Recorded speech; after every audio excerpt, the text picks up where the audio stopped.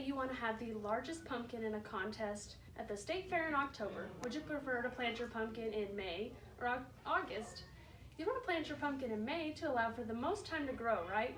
Well, the same concept can be applied when breeding performance horses like race horses and other ones.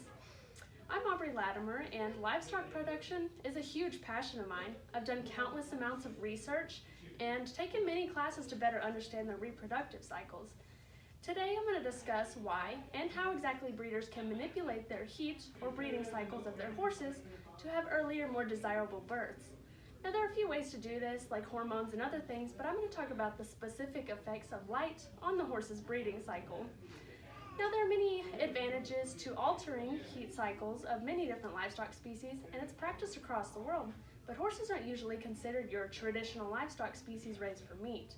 But when considering horse racing or other futurity events, where a horse is grouped in a competition based on their age, breeders and trainers prefer older, more physically and mentally mature horses. For example, racehorses begin being broke to ride at about 18 months of age. The sooner you can begin training, the sooner they can begin racing. And since they're grouped in races based on the specific year that they're born, horses born in January will have a full 6 months more training than a horse born in June. These first races they perform are what a buyer is going to base their first opinions on, and directly affects the amount of money they're willing to spend on that animal. Older, more successful race horses can increase the profitability of an entire breeding production, considering they can sell for millions of dollars. In addition to profitability, they can increase the competition level across the whole field. Now before I continue, I want to give some basics of the natural heat cycle and birthing period of a horse. In nature, horses want to give birth in the spring or summer to avoid cold weather threats during the winter. Since a horse's average gestation is 11 to 12 months, a horse wants to conceive in spring or summer to have their baby in spring or summer of the following year. Horses, the vast majority of them, are what we call seasonally polyestrous, which means they have multiple ovulation cycles during specific seasons to allow for more time to conceive during that specific time of year. Temperature and availability of food are indicators on when she should begin her reproductive cycle, but the most important factor that influences horses is the amount of light they experience during the day and the hours of darkness at night. Since the amount of light is so important, manipulating the light can be extremely efficient in advancing their heat cycles. Now, to achieve earlier, more desirable births, it's necessary to begin simulating the longer days of spring. During spring, light is experienced about 9.5 to 10 hours after the initial onset of darkness.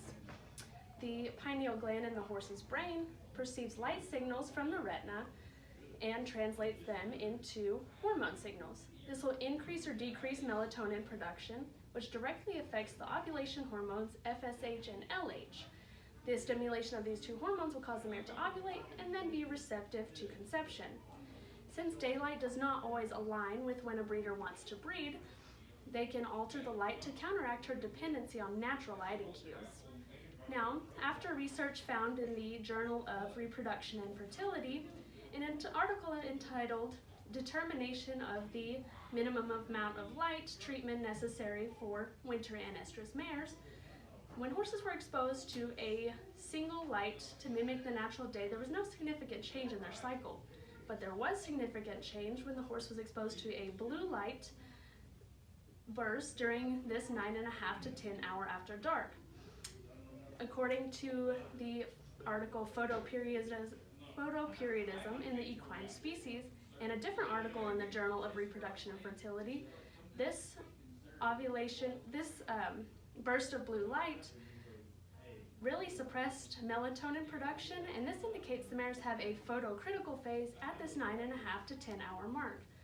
Now, to be able to expose horses consistently to this light, they have special masks that they can wear that emit a blue light close to their eye with the intensity necessary to suppress the melatonin production and kind of get the ball rolling in ovulation. Now, to summarize, horses respond best to this blue light burst during their photocritical phase, and this triggers a cascade of hormones necessary to advance their breeding cycles. In conclusion, allowing earlier breeding through the manual manipulation of light will increase the efficiency and profitability of a whole breeding operation. Overcoming natural breeding time with light does affect the success of their offspring, and this makes it really appealing to breeders for using it as a method of earlier conception. Now, greater control of a horse's birth timing allows for the possibility of a whole new level of competition with new technology and breeding practices and research.